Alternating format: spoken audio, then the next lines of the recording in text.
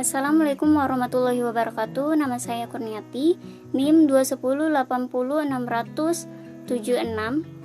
Prodi S1 Farmasi Universitas Nahdlatul Ulama Nusa Tenggara Barat.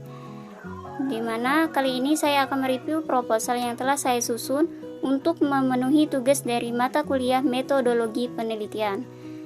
Di mana judul yang saya ambil yaitu hubungan kadar trombosit dan kadar hematokrit dengan derajat keparahan pasien demam berdarah dengue di RSUD Provinsi NTB tahun 2021 sampai 2022.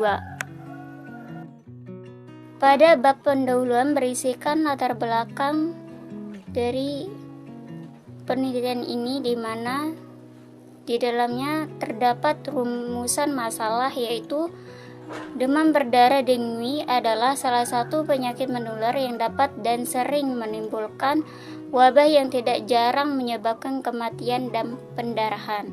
Berdasarkan data tahun 2021 Dinas Kesehatan NTB, di NTB jumlah kasus DBD berkisar antara 10,7 sampai 76,5 kasus per 100.000 penduduk dari tahun 2017 hingga 2021,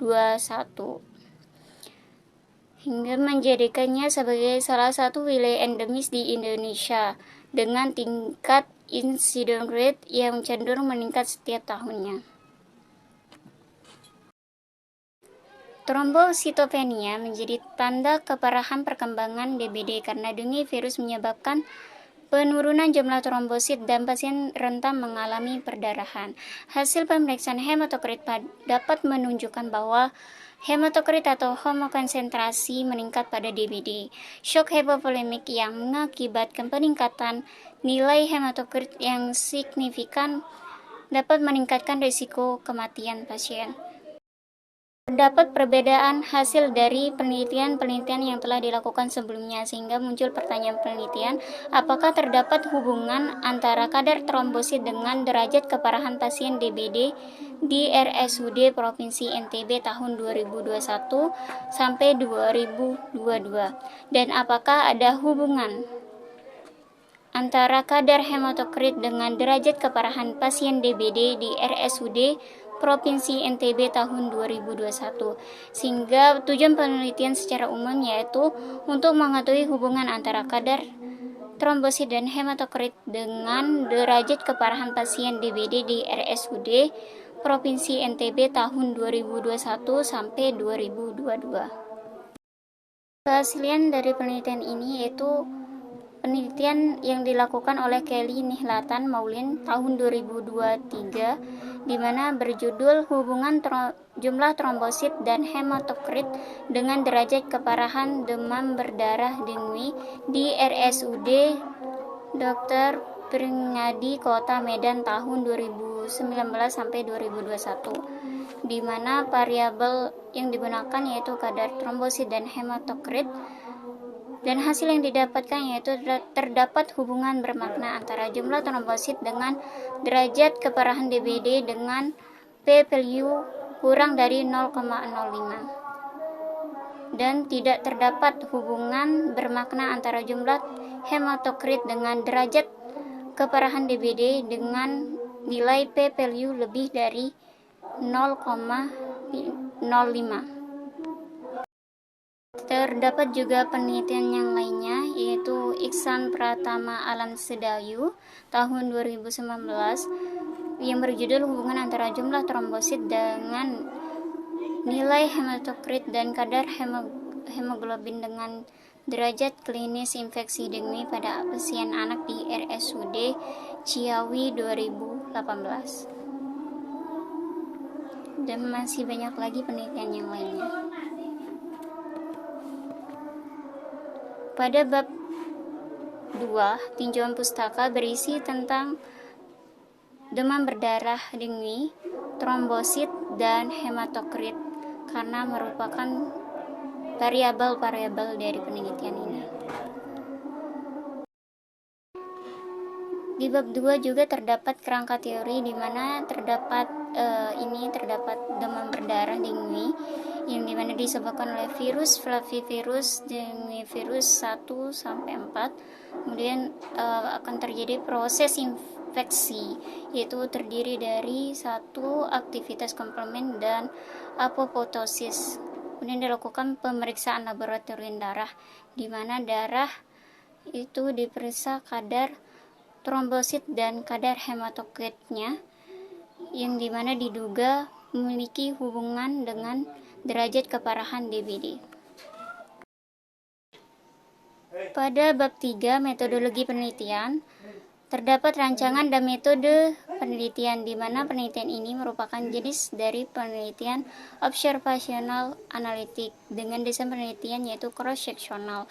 Kenapa dipilih cross sectional? Karena di sini kita akan menganalisis atau melihat ada atau tidaknya hubungan antara variabel independen dengan variabel dependen, di mana lokasi penelitian yaitu di RSUD Provinsi NTB dengan waktu penelitian bulan Agustus sampai Desember 2025. Selanjutnya terdapat kerangka konsep, di mana di sini terdapat variabel independen yaitu kadar trombosit dan kadar hematokrit. Kemudian di sini ada variabel dependen yaitu derajat keparahan DBD. Kemudian beralih ke populasi dan sampel penelitian.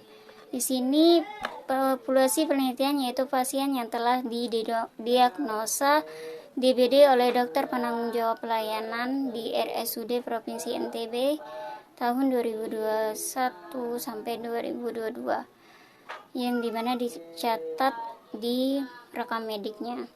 Kemudian sampelnya yaitu pasien yang terdiagnosis penyakit DBD oleh dokter penanggung jawab pelayanan yang tercatat di RSUD Provinsi NTB tahun 2021 sampai 2022, dan pasien yang masuk ke dalam kriteria inklusi dan eksklusi yang telah dihitung dengan menggunakan rumus.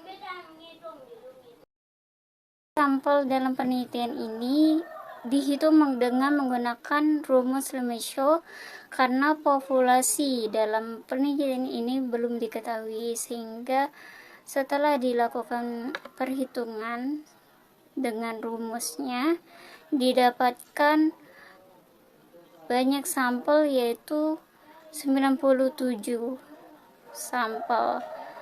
Kemudian metode pengumpulan, pengolahan, dan analisis data penelitian.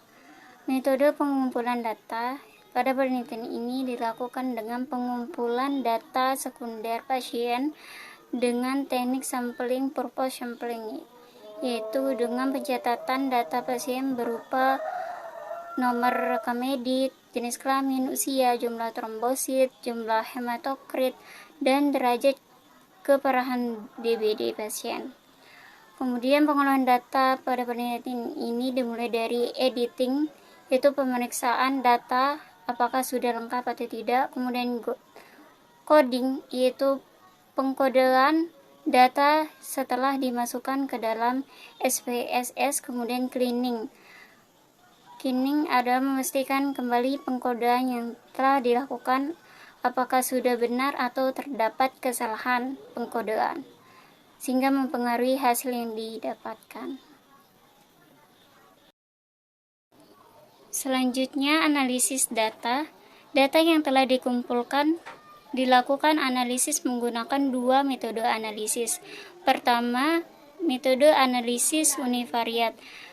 Univariat itu sendiri adalah metode analisis untuk menganalisis karakteristik dan distribusi frekuensi dari setiap variabel, di mana terdiri dari 3 variabel, yaitu kadar trombosit, kadar hematokrit, dan derajat keparahan DBD. Kemudian analisis bivariat.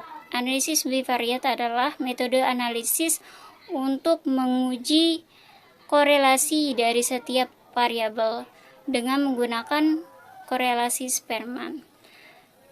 Sekian dari saya. Assalamualaikum warahmatullahi wabarakatuh.